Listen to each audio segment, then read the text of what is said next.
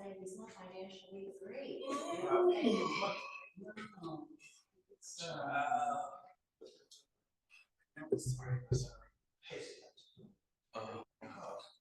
He's not actually fully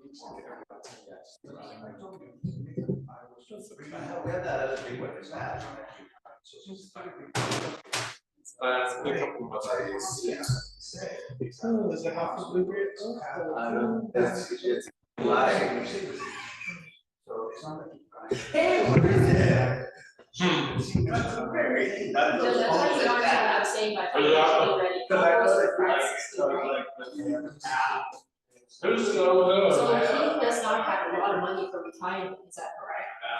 According to him, it's okay. I there because a lot of people say it's okay, doesn't mean shit, and you really can retire. That's why he's actually trying to get more, do the jobs and get more money. now, he doesn't have a clue where to stand because he thought that his house from his house, he has evaluation is I just want to know what is his debt, loan, so what's the situation? Because when I look at the property histories, they were at some point not good financially. So are they all clear? They're all good, you know, are they stable?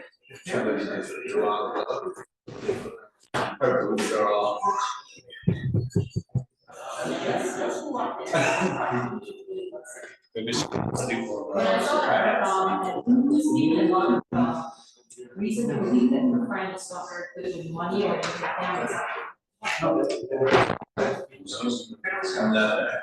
why him all of us always up there. That's it. So when did we say they do the streets Thursdays, huh? So, River Knolls is, If they come in, bring it. parents, right? And if they don't do tomorrow, I'm gonna do tomorrow. That's ugly. Oh, It's all like- This is your project. I don't know what was spelled. Brian cleaned it up, but it was like a Yeah. maybe Hawaiian punch or something, because it was like. it's like all powder because there's like two different colors. Yeah. And it smelled like cherries or something. So that's why I was like, oh, maybe it's like a case of Kool-Aid or something. Right. You know, like. So he has arms. Yeah. He has adjustable rating cell. Oh, that's. So he has a knee. Okay, he still has all just a little bit of it. So it's not. And then he has a second one.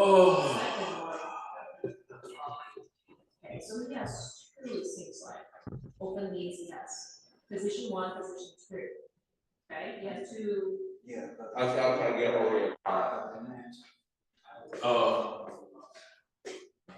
What's been about that? Like, kids not knowing that there's 2 more people left. I gotta. You text me how's everything. I'm texting that picture.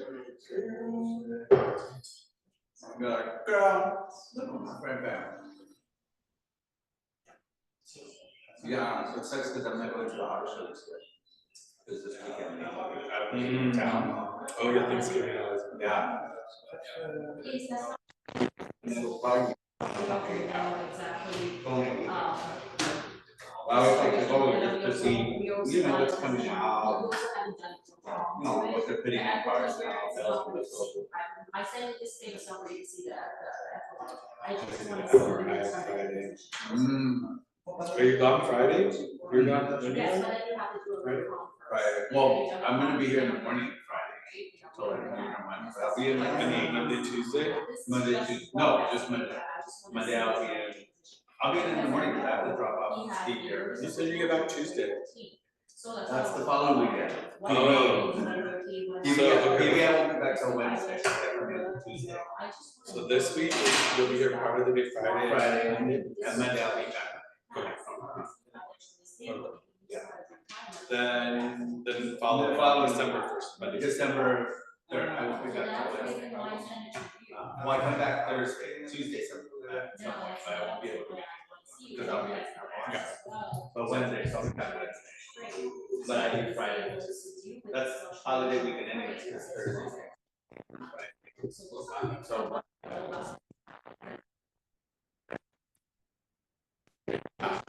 Yeah.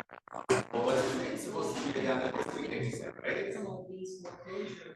Did you say this one, that guy? Charlie, Carlos. Oh, yeah, it's Charlie.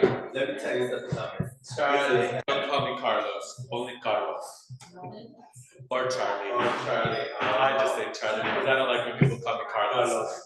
He needs to be Carlos, not Carlos. He's too white. This Charlie, let me tell you about this Charlie. Have you seen her husband? I sent you an email from. Have you seen her? Have you seen her husband? It's okay. Have you seen her husband? Charlie's? Yeah. Oh, cute. Honey, I know her husband. Oh, yeah. Who's the husband? It's that? Yeah. He looks like a. But they're both. I think they're both. Honey, he's also something like that. Yeah, Patrick, come to class. Let's get your class. We have any more plans? Huh? Any more plans? There's some right there. Oh, it's just tonight. Yeah. That's what I was looking for my food. Yeah, there's some more Oh, underneath back there. there. Yeah, there is more underneath. It's just I took the plates that were in that thing. That's just all I need. Yeah, I know you just need one. He just likes to be dramatic. That's like people need to go. Overly dramatic. Just like you putting on your shoes.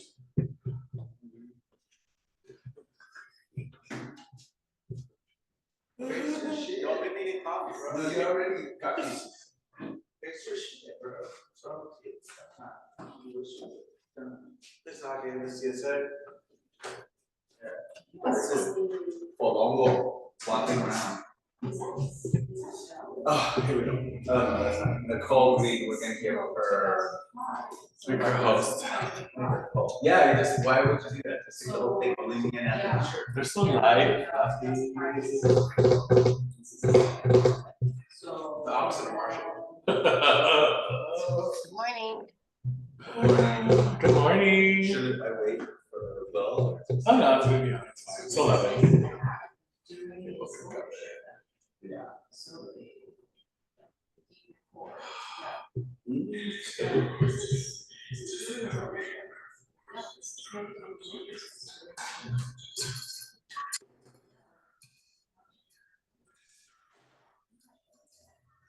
Alphabet. Yeah,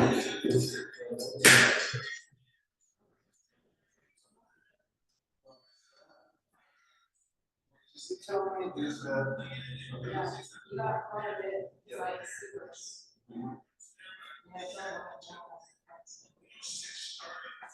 Finally trying to work his way back to that position.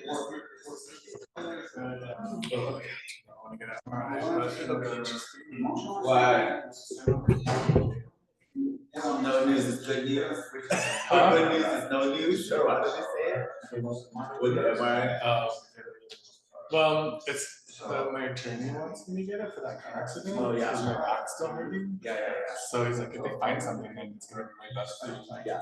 I'm like, well, let's do it.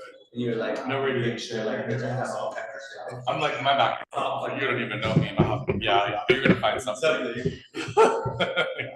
Find something. Oh.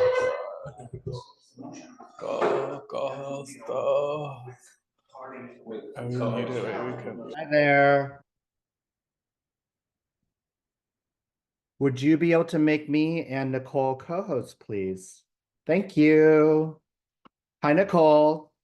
Morning. How are you doing? Good, how are you? I'm doing well. Thank you. Been a minute. Hasn't it? It's been It's been a this year. year's just blown by. Like I don't even Right? know. I had guess to it's been since early summer, no? Was it summer or spring? I don't remember when you came. It's been a minute. Yeah, I think it was early summer Okay. or late spring, something like that. Okay. Well, people are coming in now, so just we'll get started here shortly. Both Anthony and I have pretty hard outs at, like I have to be out by noon. So, and I think he has to be out a little bit after. So we're gonna keep our introduction short, so that you can take up the majority of the time. Okay.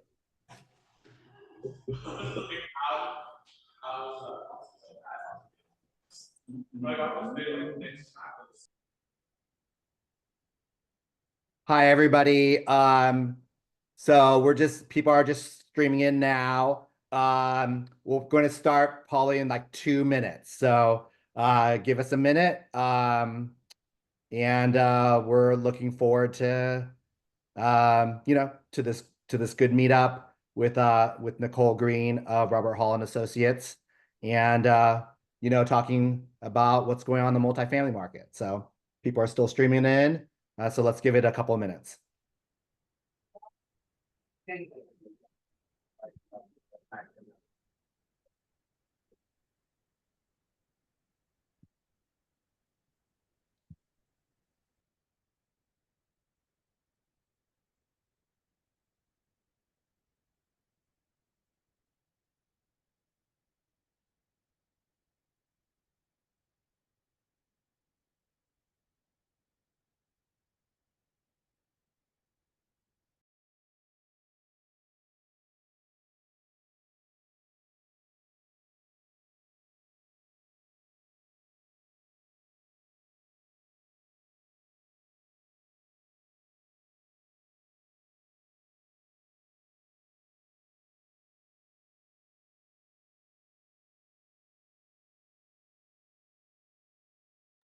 We'll give it one more minute as people are still streaming in, and then we'll get started.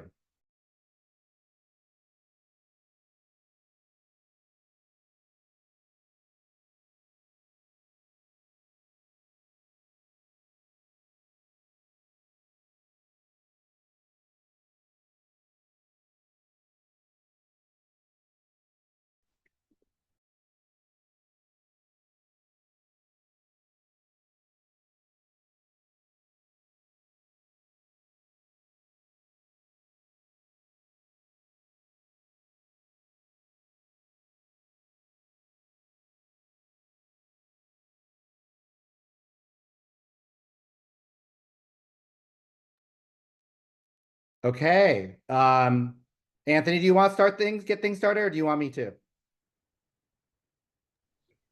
Oh, hello, everybody. I'll get things started real quick. Thank you guys for joining us at our LA multifamily meetup.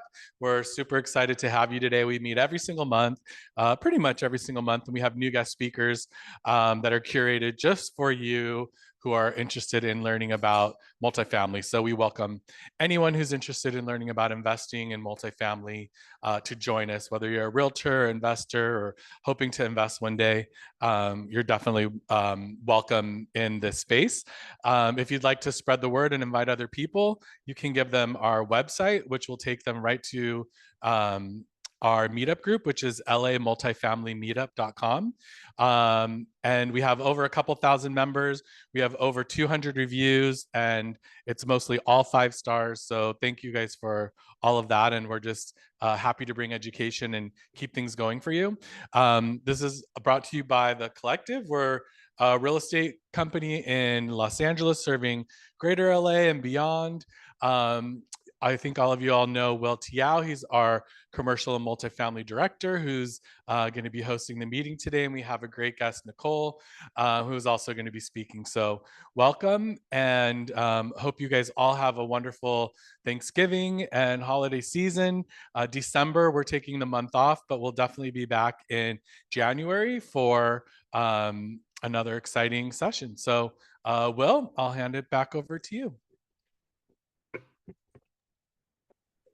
Thank you, Anthony. Good morning, everybody. It's good to see you.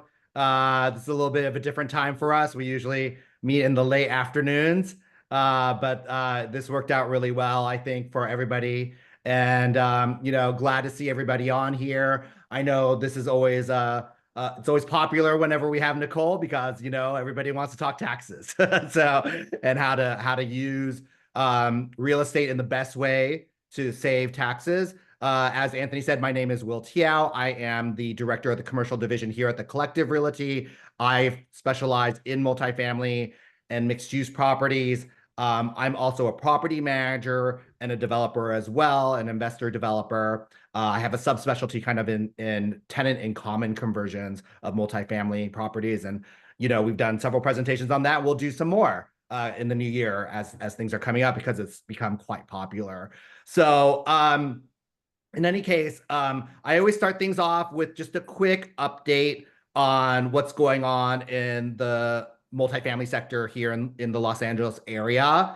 So one of the things I just wanted to relay to everybody who owns multifamily properties or any rental property now. It could be single family, it could be condo. It doesn't matter as long as you have a rental property with a bed in it, with like an actual tenant who lives there.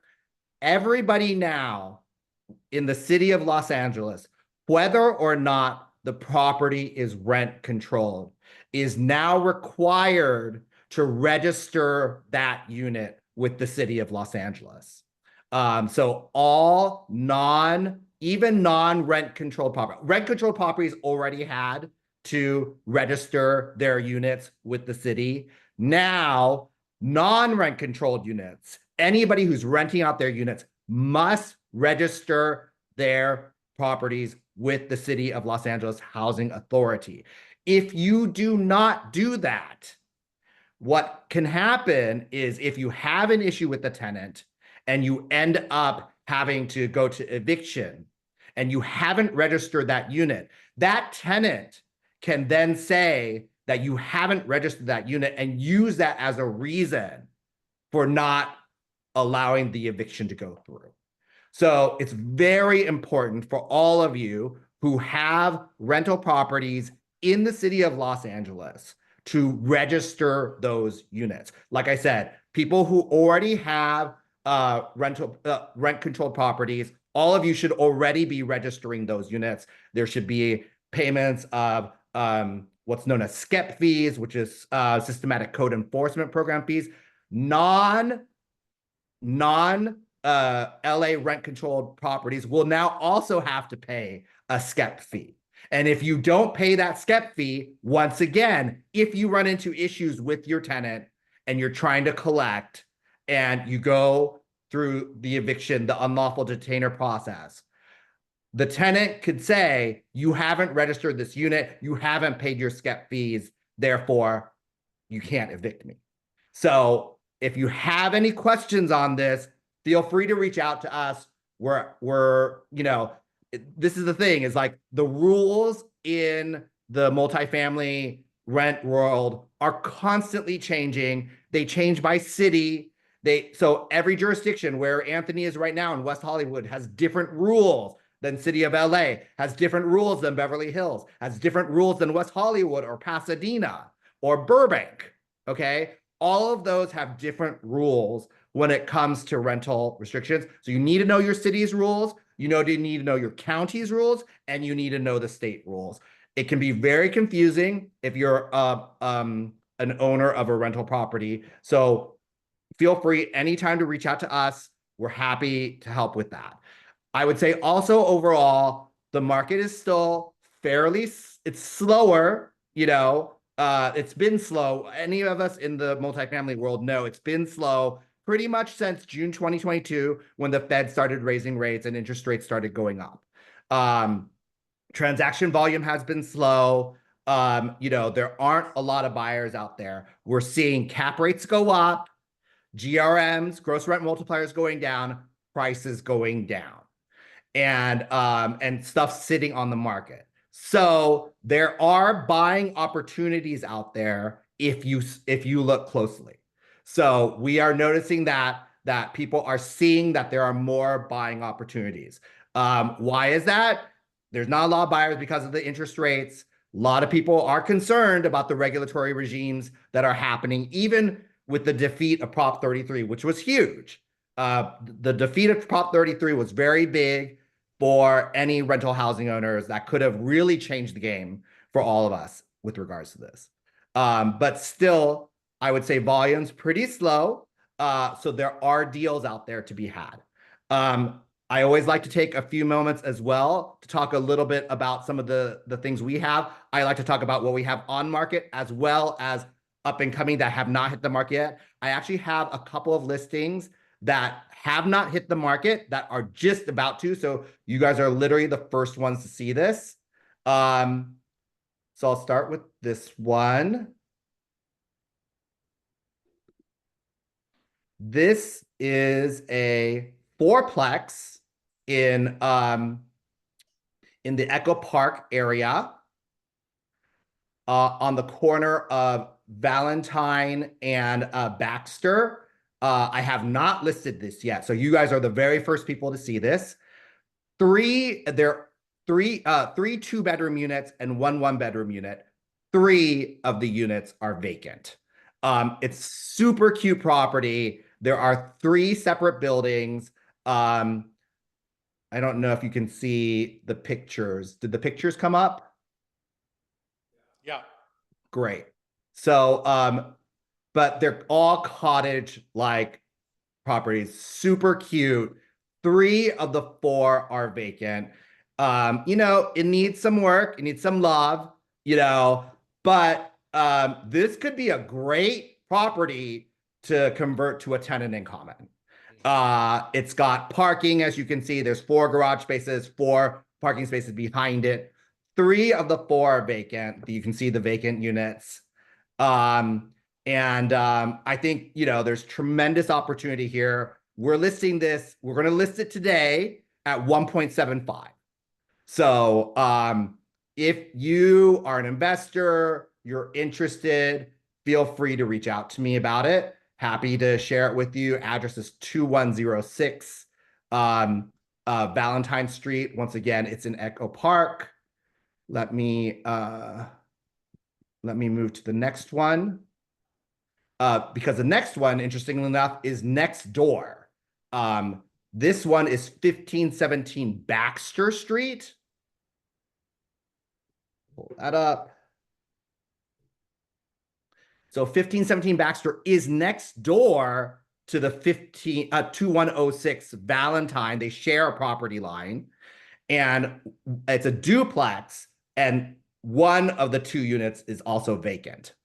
So you could get both.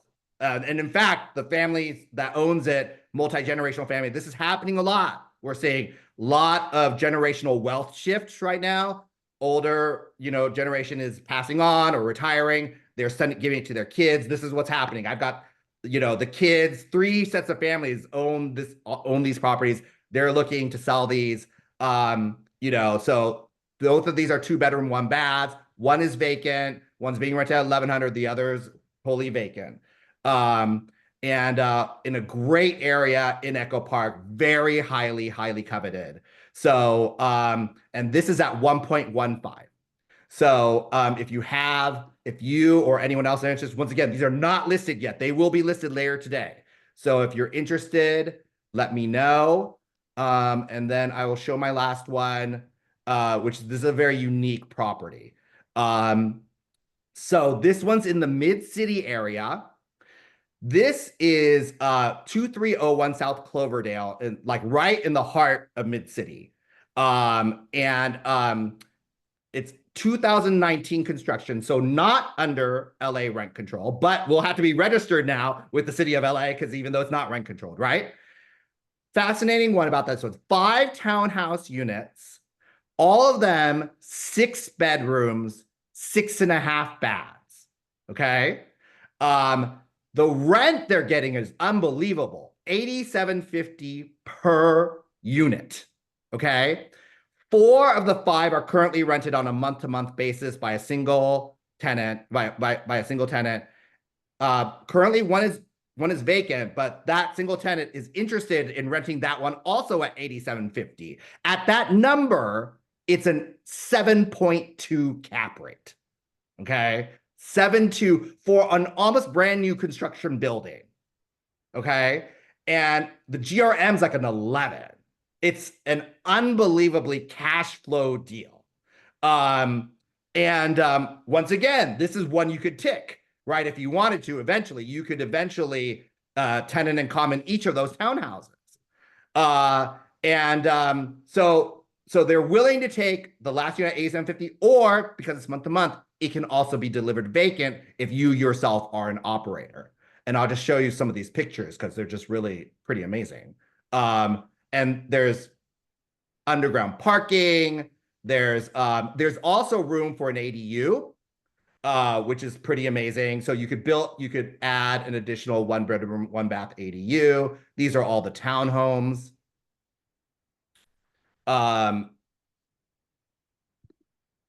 of an aerial view.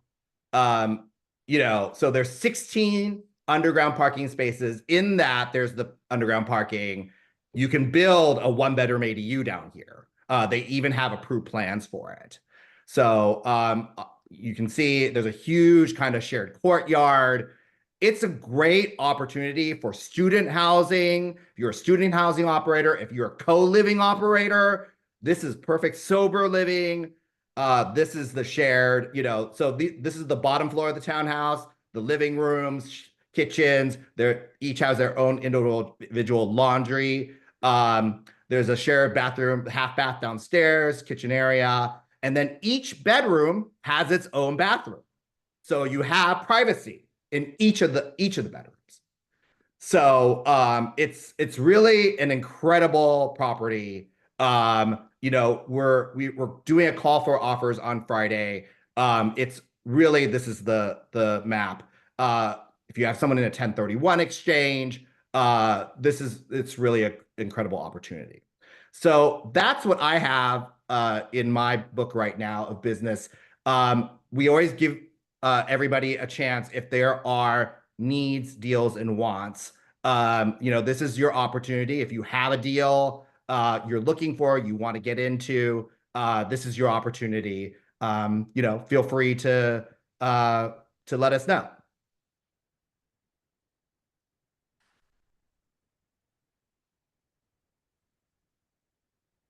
No one has a need, deal, or want? There we go. Viviana, go for it. I have some buyers. I don't know why I'm black and white. I have some buyers that are looking for a 2-bedroom, minimum to 1-bath, but would prefer to as close to West Hollywood as possible. They'd love to be FHA, or love a lender that can make an FHA loan become a conventional loan with a pretty low down payment, but not ridiculously low. So that's all. We've been finding some spots that are a little hesitant, first-time home buyers, young, so they are taking their time. Anyway, and I have a listing coming up in Compton, really nice Spanish style, but probably not to the beginning of the year. Thank you, Viviana. I'm putting my my contact information in because I'm getting private messages about the listings that I showed. So I'm putting my private information, my contact information in the chat if anybody wants to. And anybody also feel free to put your contact information in the chat if you'd like to share information. This is a networking event after all. Anyone else have a need, deal, or want? I'm surprised. I'd be surprised if there is not, because there's usually people always looking for things or have deals in their pocket that they're looking to sell. Yes, Gus. I've been doing open house for a property also in South Cloverdale. It's a 2-bedroom, 2-bath that's going for 1.149, but they're flexible with an offer, and it's been difficult of getting an offer for this property. And it's really nice. It's fully renovated. I feel like a lot of people have been looking for like something to flip and waiting to sell stuff that's already flipped, and things that are already flipped actually are nicer, and if anybody knows anybody that wants to buy like a 2-bedroom that's been remodeled, this is a really great place to check it out too. I'm trying to find a home for a buyer who's looking for a condo in West Hollywood around 500K. So if anybody have a listing in that, like, I'd be happy to share with them and see if they want to make an appointment. Thank you, Gus. You can probably see your property, my property from your property. Yeah, on Clover Dale. I was very shocked as it looks really near it. It looks very close. Anyone else? Going once, going twice. Okay. Like I said, if you have any questions with regards to rental properties, with regards to any of the listings I mentioned, and with regards to anything with regards to the multifamily world, or tenant and common conversions, feel free to reach out. And as I mentioned, my information is in the chat. And with that, I'd love to introduce Nicole Green. Nicole is a regular speaker for us with Robert Hall and Associates. She, is a tax CPA, tax preparer there, and is a fantastic presenter. Talking to you today, we wanted to have her in before the end of the year so that you could have an opportunity to think about your taxes, what you can do to save on your taxes. Now that we know the results of the election, we can start to think a little bit ahead about what that means. I know on my end, for my investors, they're thinking a lot about cost segregation, which is a way to kind of accelerate their depreciation. That's something we'll probably have a presentation on next year, ways in which you can accelerate depreciation in order to save on your taxes. But yeah, with that, I will turn it over to Nicole. Hi, good morning, everybody. It's still morning. I'm like, wait, can I say good morning? So yes, my name is Nicole with Robert Hall and Associates.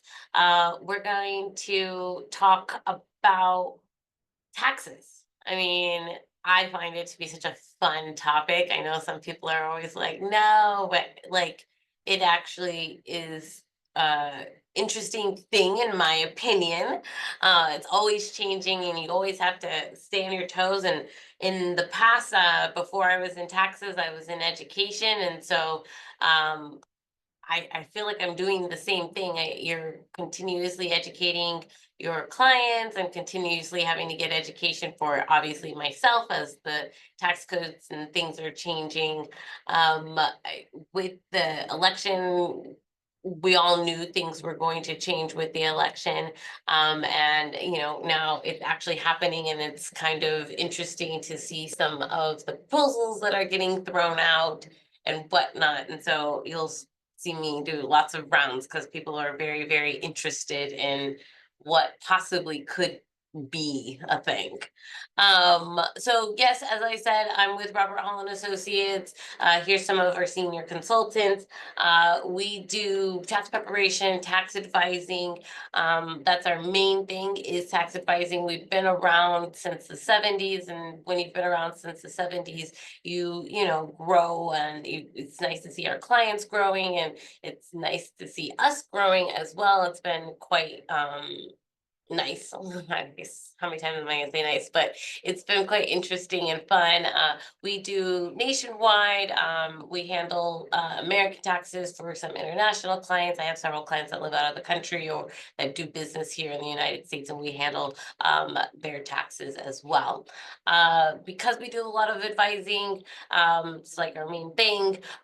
We like to be, one-stop shop, so that when we're giving the advice, people have the tools to go and do the strategies that we have suggested, and they're actually able to implement it. And so things that we can do in-house, we do financial planning, bookkeeping, payroll, etc.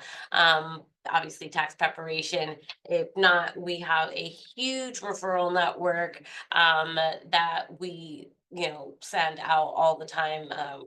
Constantly actually sending clients to Will when they're chatting with us with great things. But our goal always is for clients not to just kind of wax on about things. I actually loathe that. It's really for clients to put pen to paper and to do these things, because there are time limits, there are rules, there are restrictions, and the beauty of being in the United States and not having a flat tax is that you can manipulate the system or go with the system in the different avenues so that it can benefit you. The laws were created by politicians and they're always scratching their other friends' backs and things like that. And you can use that to your advantage and understand how you qualify through the maze of our tax system. It's quite an amazing thing.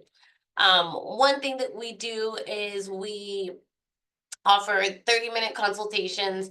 We believe a lot of stuff is like behind paywalls, and that's a little bit of annoyance. And so like we offer people these 30-minute consultations where they want somebody to look at their tax returns. They already have a wonderful accountant, and just to give a second opinion. If you have some questions, if you're thinking about coming on board with us, it's a great time for you to sit down and talk, because I love talking about tax. I talk about tax all the time.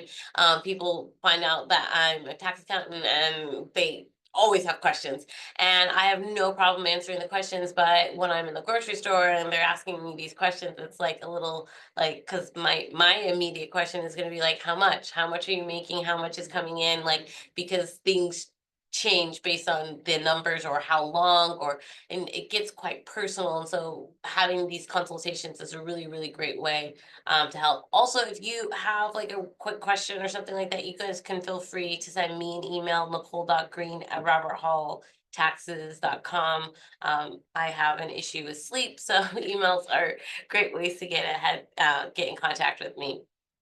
Want to just make a little disclaimer here that I'm not an agent. This isn't real estate advice. I am licensed by the feds and just giving taxation advice for you. But let's get into it. People think all the time taxes are really from February till April, and then after that, you don't really need to think about it. And that's absolutely not the case. February to April is usually just a filing time. It's not the time where you should really be focused on your taxes. You should really be focused on your taxes towards the end of the year, and maybe, yes, also in the beginning of the year to make sure you're set up correctly. But the end of the year is really important for you to pay attention to what's happening in your taxes. One, let's avoid interest and penalties. I don't want to give the government any more money than I already need to give the government. And yes, you can make the choice to pay certain amounts of interest and penalties, which I'm fine with my clients doing because that's their choice. But we don't want to be surprised with interest and penalties, especially if we're going to pay the tax anyways. Let's understand what it is, and then so that we can avoid the interest and penalties and we know when we need to file it. Also, once we know what the tax is, we know what our options are. There's many different ways you can affect your tax. But regardless if you're W-2, if you have your own business, if you have rental properties, especially if you have multiple rental properties, there's a plethora of ways that you can affect your tax and further your goals. People come to me all the time and say, like, Nicole, are you super aggressive? Are you super conservative? And I'm like, I'm neither of these things.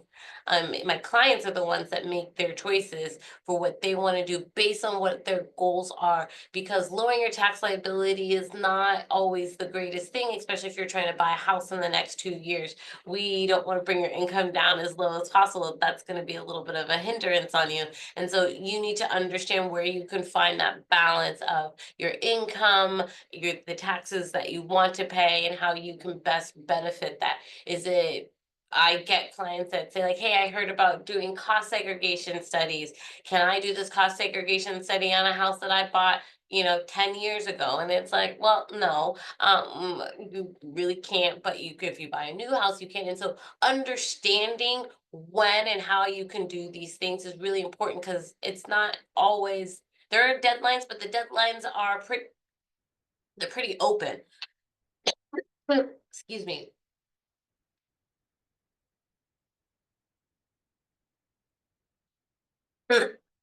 The time frames that you have to do things are pretty open. You can do cost segregation studies. You can do cost segregation studies the year after you bought it, as long as it's before you actually file your tax return for that year.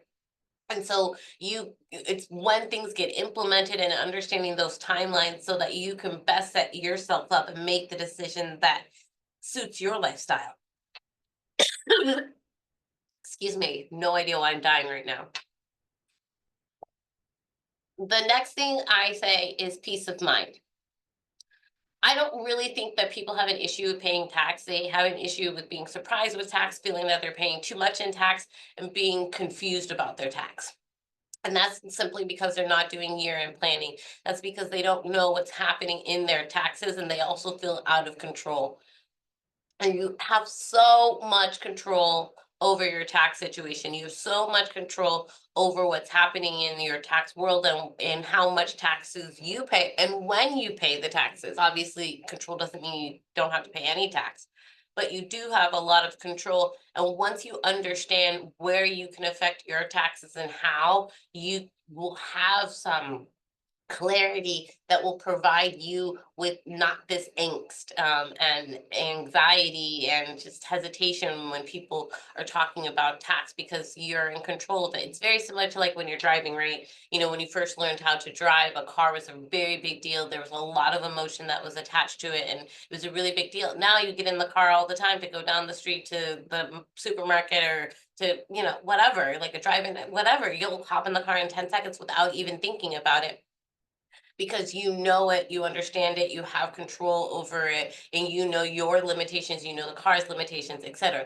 It's the same thing with tax. You need to understand what's happening in your tax world, and you need a good advisor to help you understand where you can fit in, because you're obviously not going to learn everything there is to tax. You just need to really learn about it, where it applies to you, and what your options are. And that's what we do, is help people understand what their options are.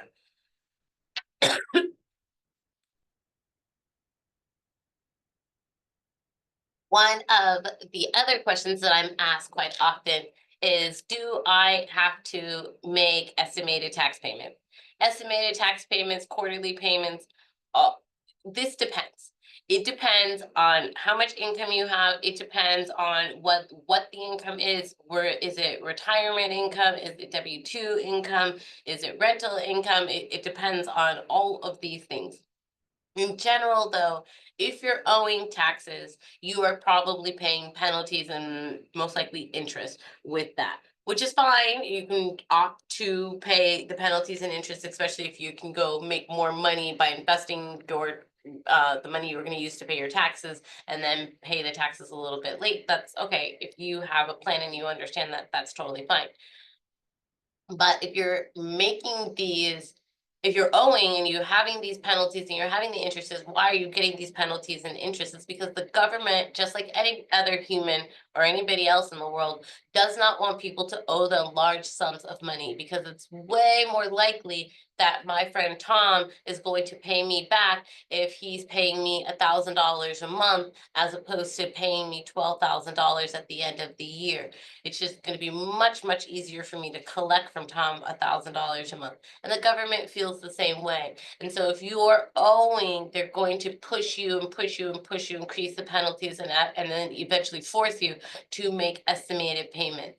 And so to avoid making estimated payments, because maybe you feel like it's an annoyance or whatever, you can just need to make sure we're withholding or we're paying appropriately. But again, it really depends on what's happening in your tax situation. People think that they only need to do a review and sit down with an accountant at the end of the year to understand their taxes or affect their taxes if they're not a W-2 employee, if they have their own business, if they are self-employed or whatever it is. And that's not true. Even if you are a W-2 employee, you have multiple ways of affecting your taxes, and there's different things that you can do. One thing that you really need to make sure that we're doing is we want to make sure that we are not getting really large refunds, or we're not owing a bunch. People get really excited sometimes when they're having really large refunds, and I'm letting them know, like, sorry, babe, but if you're getting a large refund, it's because you mismanaged some money. Like, a large refund is you getting your own money back with no interest. Like, the government just held onto your money and then you had to beg for them to give it back to you. And that's not a great thing because a refund is 95% of the time, it's not free money or like a refundable credit, for example, free money or like COVID credits, et cetera, free money. It's not that, it's your own money that you gave and begged to get back. And so we don't want to be getting really large refunds, and we don't want to underpay and owe a bunch of money, because then again, we're having the interest and we're having the penalties. And so we need to make sure that we are paying 90% of our current liability or 110% of the previous year's liability, whichever one of those two is greater. And so understanding what your liability is really, really important. And you can do estimates. It doesn't take very long to get these estimates out and to understand what is being asked of you. And so it's not just if you have your own business or if you have a bunch of rentals or something like that, you do property management, et cetera. It's also if you have a W-2 or if you're a combination of this, especially if you're in like a multi-income family or a multi-income household, you can really utilize your spouse in different ways. Even if the spouse isn't working and you have rental properties, there's really interesting and effective ways you can utilize the two unit households to better affect your taxes and further goals. Some big things here about mortgage interest that I want to just quickly touch on is mortgage interest in terms of a primary residence and in terms of a rental, right? Mortgage rates right now are absolutely astronomical. People will start to refi, and I imagine the next few quarters. And so their mortgage interests will go down. But you can see here, especially in California, that people's mortgages interest is not always being able to be collected 100%. So when you have a mortgage for your primary residence and your mortgage is over 750,000, you're only allowed to take mortgage interest up to that 750,000. If you have a mortgage on a rental, there are no limits, and you can take all the mortgage interest that you have in the rental as a deduction. Please keep in mind, I'm talking about mortgage interest, not the actual mortgage payment. They're a difference.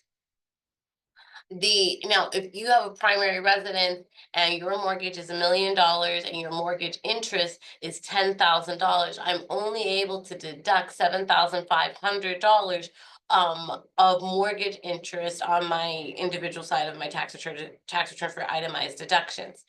Your itemized deductions have caps. There's different things that you can do. And so what happens to that $2,500?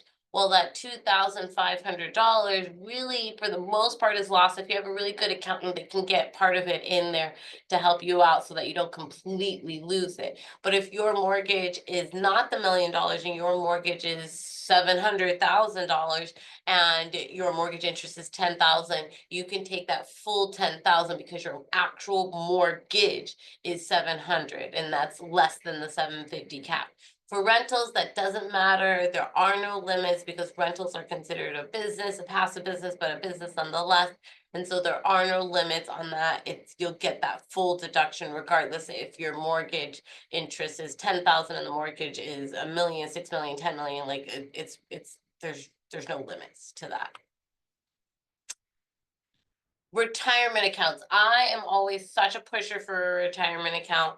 A retirement account is such a vital and important thing for everybody to understand and to utilize. I mean, I'm not a million years old, but I'm very skeptical of Social Security and how long that's going to last. And even if it is lasting, how I look to see how much money they're giving out, and I can't live on Social Security. And so understanding my retirement is a really, really important. Diversification is how people feel the most comfortable when they are retired, because that's it. That's the money that you have. And so you're very much living within a budget, and you're not having that whole idea of you can make more money because you're retired. That's not really essentially your goal. That's not what's driving you to do the thing. And so people look at these traditional retirements as a one-stop shop. It's just, that's it. You can invest in the stock market and hope your retirement is great. And maybe you don't even manage those investments. That's not always the case. You can choose what stocks you invest in. You can have self-directed 401ks, self-directed IRAs. You can have your retirement go buy properties. You can have your retirement go and invest in another business. You can have your retirement do all of those things, and there's different ways that you can get that done. But the first thing you need to do is to have your retirement have some substance. Your retirement cannot be sitting at $10,000, $20,000 to go. Yeah, you can go and buy stock with that. That's fine, and you can direct that. But if you want your retirement to go invest in a property, then you can't purchase that if your retirement is sitting at $10,000, $20,000. And so you need to keep funding your retirements, and funding your retirements, you hit limits of how much you can fund them. And it's not just for you, when you're funding your retirement, it's not just you funding retirement for your later you. No, it's also for your later investments, because you can use those retirements to go buy stuff, to go do things.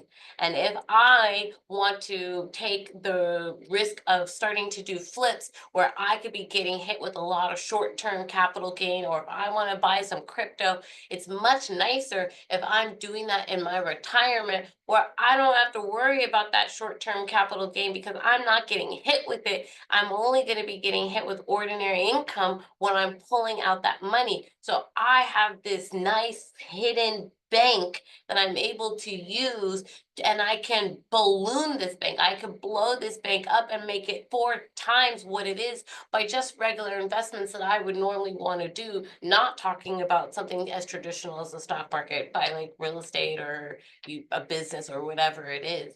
And so your retirements are not these things that are under like such crazy lock and key that you can't use it. You can use it to your benefit, and you can grow them, but funding them is very, very, very important.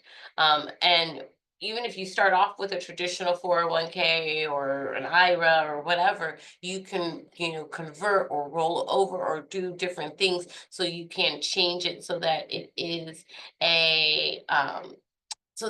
something that is self-directed, for you to be able to use.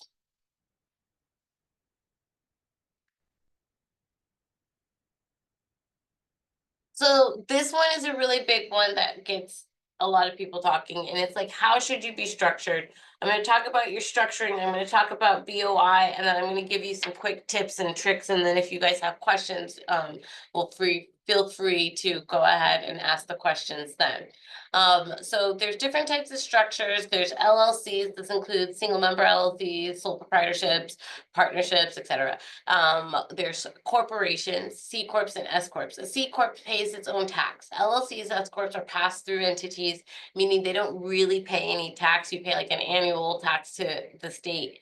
But the actual tax on the profits you pay on your personal side. LLCs and C corps, think of them as filters, that they filter the income and they say like, okay, this isn't taxable, this is taxable, this should be taxed at this type of tax rate, this should be taxed at that type of tax rate, and then it flows to you on the personal side. While the C corp is its own bucket on itself. It pays its own tax. The only time you're paying tax is when you're pulling money out. And so an LLC is a great thing for people to use, especially if they have property. Putting property inside a corporation is a horrible idea, because you'll pay on the growth of on the appreciation. You pay tax on the appreciation, and that's not what you want to do. You want to pay tax on the appreciation once you sell it, not when you're just having it. And so putting property inside an LLC is great. Some people say you should put one property per LLC. I say you need to balance the cost of what it takes to have an LLC. It costs roughly anywhere from $1,200 to $1,600 to maintain an LLC in California. And why are you putting just one property in it? How crazy of a liability issue do you think you're going to have? Because LLCs provide a little bit of extra protection for you. And so maybe putting 3 properties into one LLC would be more ideal for you. You definitely need to be very careful that when you're transferring your properties to the LLCs, because you can get reassessed with property tax and all of those types of things. And I know people try to play some shell games with avoiding different taxes, especially to the state. And specifically California, Georgia, and New York are amazing at what they do in getting their tax. And so all of the work that you do for avoidance of paying the state taxes, just, I have never seen it to be super successful. You need to reduce the tax, but not avoid the tax.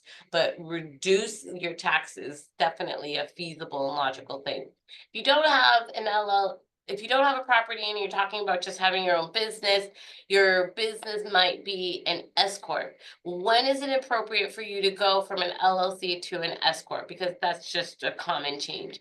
LLCs you pay self-employment tax on the entire profit of the LLC. So if I have $100,000 profit in my LLC, I'm going to pay income tax on that $100,000, and I'm going to pay self-employment tax on that $100,000.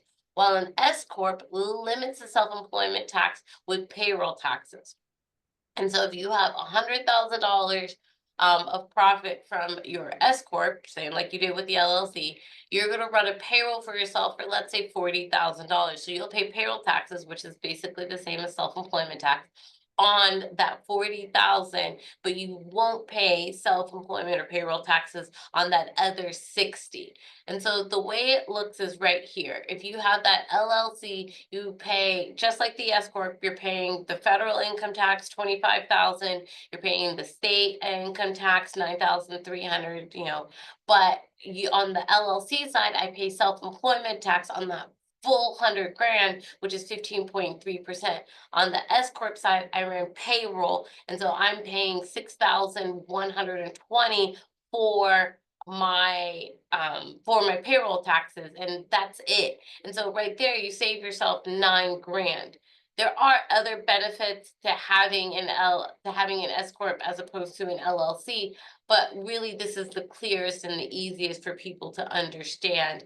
I highly recommend that they make sure they understand what their profits are, because as I said, there is cost for maintaining these. LLCs cost roughly $1,200 to $1,700 to maintain, while S corps are now usually about $3,500 to maintain every year. And so once you hit about $40,000 of profit, the amount of tax savings will cover the maintenance expense. And so about 40,000 of profits, not gross, 40,000 after expenses is really when you should make that switch over to an S corp, as long as it's not property that we're putting inside of it.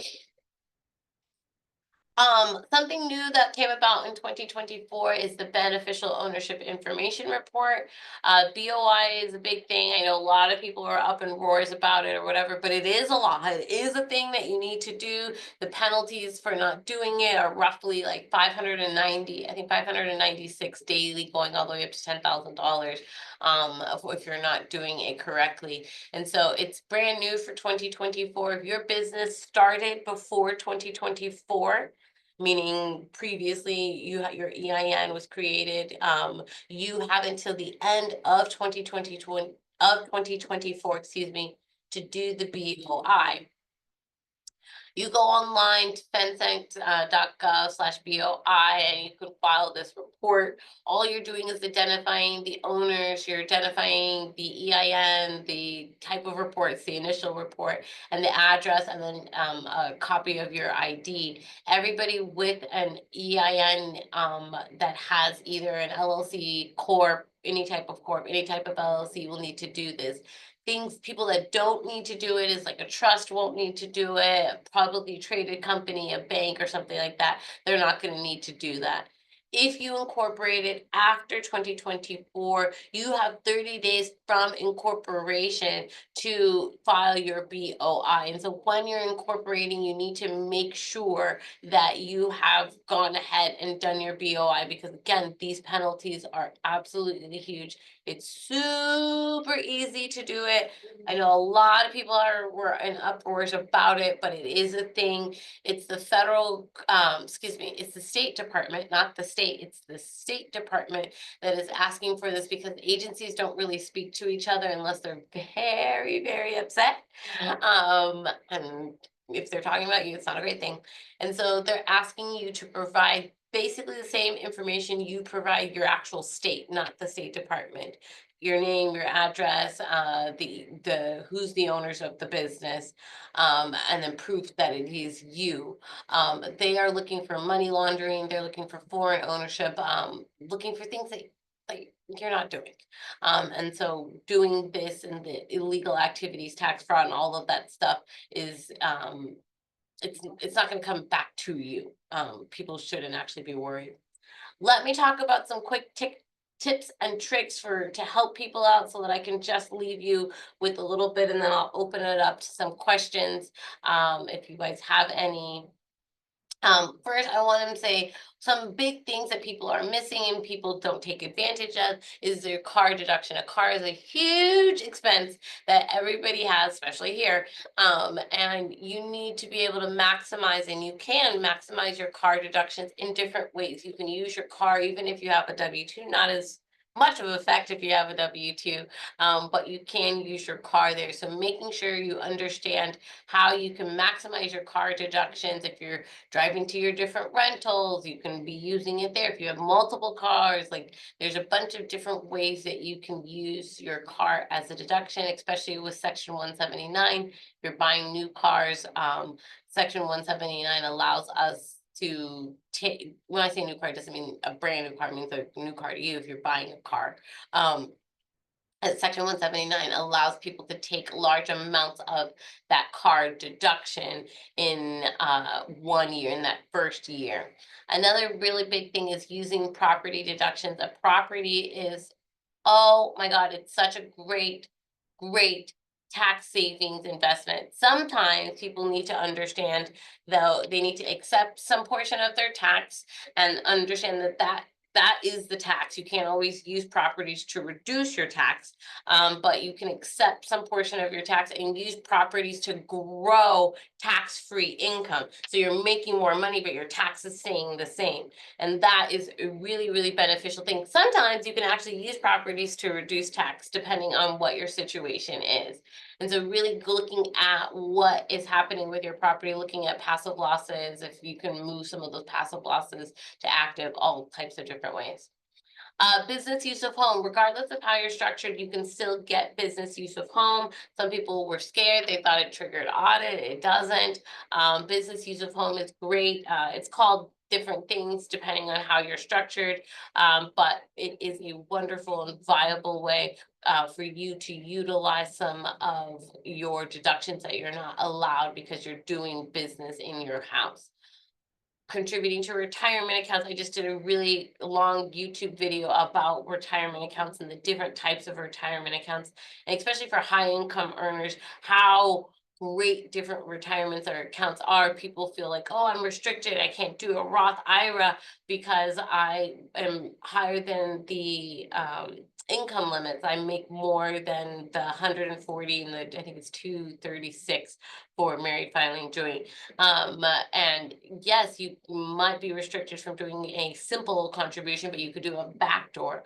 And utilizing retirement accounts and different types of retirement account is really, really important. Next thing, taking advantage of tax credits. Tax credits are a great thing that is actual free money.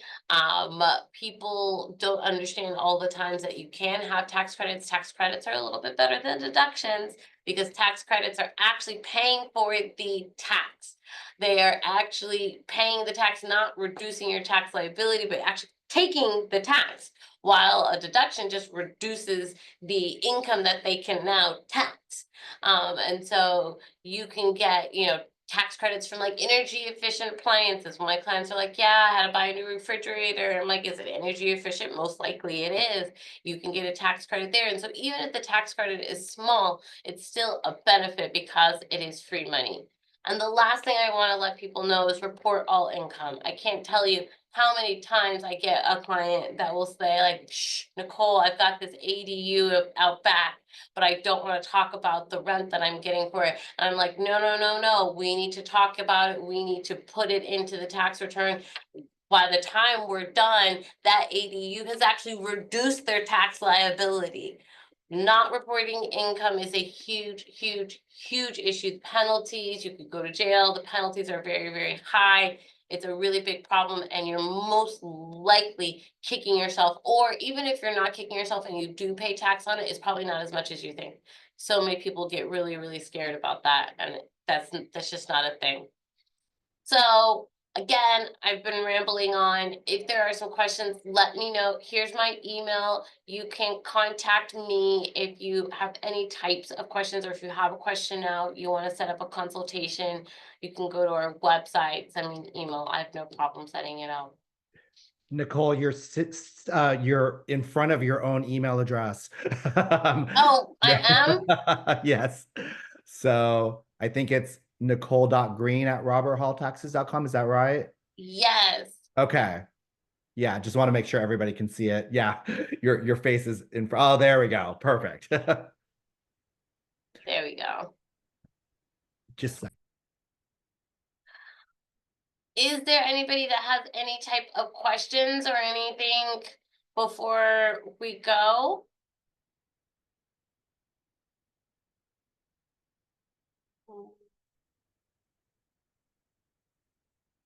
Okay.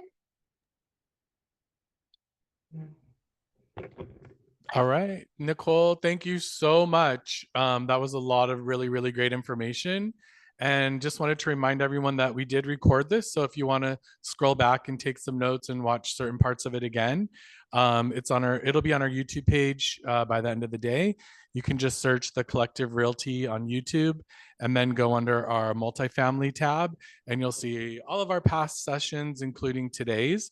So please take a look at that, follow our YouTube channel so you get notified on any other classes that come up that might be of interest to you.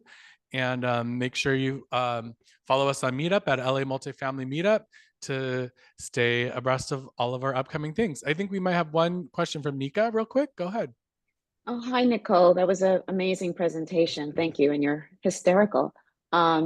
Question regarding the LLC and property. So I'm always confused because some people say you should have an LLC and put your properties in it. Some people say, well, unless you're expecting some catastrophic situation, you don't need to do an LLC. Like, what's your opinion on that?